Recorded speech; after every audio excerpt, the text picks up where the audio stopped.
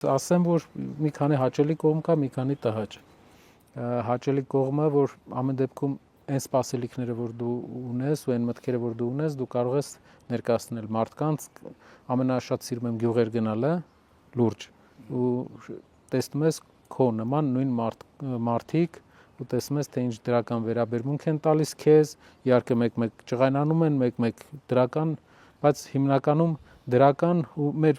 դու տեսնում ես, որ քեզ ես տեսնում այնտեղ,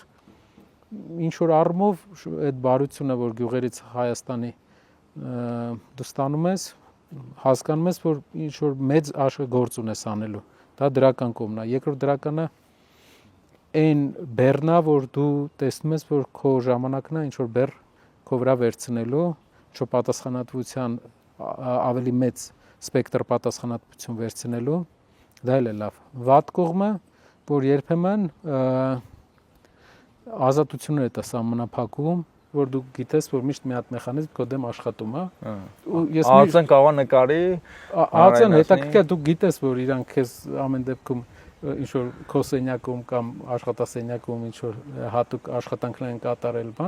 բարևում եմ տղաներին, լավ են արել որ կատարել են, եթե դա օգտագործում են ազգային անվտանգության համար եւ չեն օգտագործում ինչ որ քաղաքական խմբակի փոքր եւ միջին խմբակների շահերի համար